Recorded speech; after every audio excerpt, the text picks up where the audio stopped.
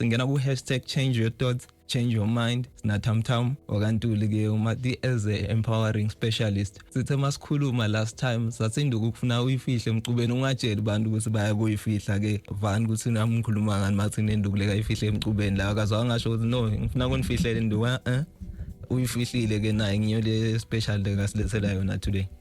Phela ku-Bisara FM 104.1 The Pumping Peter Fekasi bathe let there be light. Tamtam angikwamukela emsakadweni kunjani? Ngiyabonga Prince, ngiyaphila. Kunjani kuwe? Ngiphilile, ngijabulile nokujabula. Ngijabuliswa ukuthi mina last time masikhuluma uthe wena awungitsheli ukuthi mina ngisacabanga kwenda ingoma la. Kuvele kuphuma ingoma ukathi kimi ucabanga kwenda ipoem, kuvele sekune poem la nayo yabona nyalo sengiyayithola because mhlambe mangabusitshelile le poem beyingeke yendeke le. Ngolo ngoba soyayithola. Sikhuluma ngento le emcoka kakhulu la iyangijabulisa ngoba ingayifaka ibeginning yethu kuthiwa ekuqaleni bekunalizwi wathi let there be light. Kwaba nokukhanya but lokukhanya ngeke sikhone kulala la babona ukuthi no akube nenyeti leto ngincetha kwaba nebumnyama. Sakhohlwa sine sagroove kwaze kwasa kanti masekusa lesi sishaya 626 nesithola sizakiwe lapha kuthi kuyakhanya futhi uyabona ukuthi letinto lebetendeke ebunyameni setivela la kukhanyeni. So ngifuna sikhulume ngalo lokhulume ngako la ukuthi let there be light. Siba nema situation say sematimeni asicabanga ukuthi kutovela kukhanya ns bese siyastaka lapha kanti uthole ukuthi lo matima lo bekufuna kungikhomba something lebengayiboni because lo matima bletha le light ngokubekisela nje ngesibonelo mhlambe lesibla sinebatali laba bakhona abahlali basikhulisa ngaso sonke isikhathi. Sijabule ukuthi ma parents ethu asikhulisa kumnanzi vele nginamake nginababe but angikhoni ukuthi imela mina ngokuthi labatali solo bakhona laba yabona. Cale le darkness ahambe make emhlabeni mawuthi makahamba yes ngiva buhlungu but kimi ngikubona as a light because uma sekukhanya la ukuthi makuhambile ngiyakhona kucale ukuthi mela shothi mangabe bekungekho vele make kumbe kungekho le parent yami bengeke ngikubone. So kubaleke ngani ukuthi masibungana ne situation let's say darkness because njengoba uyibekisile ukuthi makufika lokukhanya tawuvela bese ngibuka the light side la kule darkness. I think ufune sicale la ekutheni kuze kube nekukhanya bekunebumnyama qala. Okay. Yeah, so darkness was the first existence of something and from that came a light. And that light was spoken. Shokuthi bekune intention kulesimo lesimnyama ukuthi akukhanye. Ngalesinye isikhathi ngiyacabanga ukuthi sibuka bumnyama njengendlela ukuthi this is the finish line noma njengoba bowusho ekuqaleni as the opportunity yokuthi sikhone kwenda noma ngabe yini ngoba sisuke singabonwa kanzi kukhanya kuyeda. Makuta lokukhanya wena kukuthola unjani kukuthola uprepared yini ukuthi lokukhanya kuyeda noma kunetinto ngawe letitoba exposed because sekuyakhanya yini. Yeah, ngiyayithanda le ndlela nawe loyibeke khona it's actually another perspective. Yabona kusikahle kahle tukweti inkondlo tiningi tindlela longabuka into uthe wena naku make soyashona selapho wena funa ulethe kukhanya wena lapho uletha kukhanya kulesimo. When I show you are intentional about the lights that you want to give, so you are becoming the light in the situation. Yeah.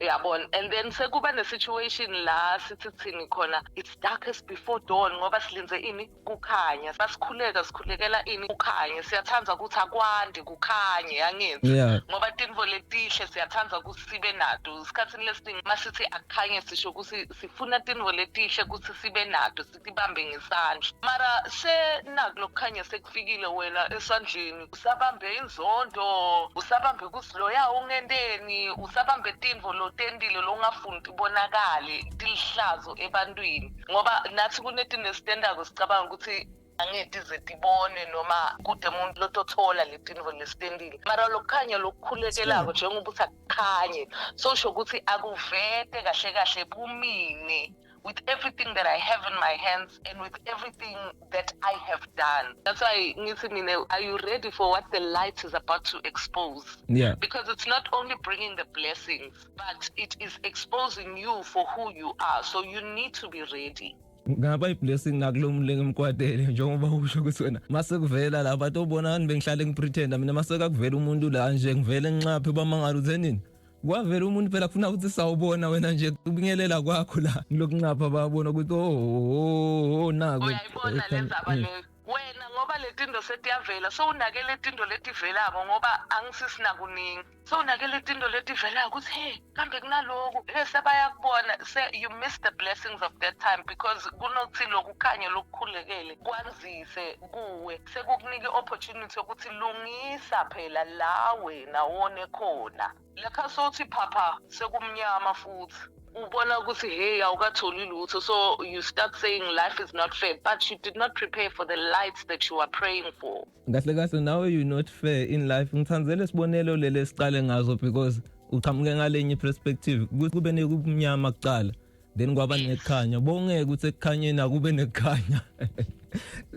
uyayibona bongeke ukuthi akube nekhanya la so even mawungabuka ama hermetic law bayasho ukuthi okay there's cause and effect so la let's say mangisemnyameni mina ngafuna ngibuke ukuthi okay lokumnyama lobu bukhozwe yini kahle kahle then mangabe ngisekukhanyeni ukuthi okay ngila kule light le ngiyabona ukuthi kunebumnyama ngale but kuze ngingafiki kulobu umnyama ngenda njani because lento ibalance kahle kahle net ngoba ibhlungu mhlambe kule situation lelokuyo le bhlungu but mawukulesimo leso unenhlanhla ukuthi uyophuma net kufuna ubone ukuthi ngingaphuma njani. That's why the word was spoken bathi lizwi wakhuluma wathi akube nekhanya lokukhanya akuvele wena ufuna ekuchamuke kuwe ukuthi lokukhanya ngiyakufuna. Let there be light in the midst of darkness. We can't avoid darkness, Prince. You can't say kuze ngafika ebunyameni. Ubunyama was the first part of existence, really. It's something that we are all going to go through. But when, what's the word? Lipi, lo khulumanga kulobu umnyama lo. Yeah.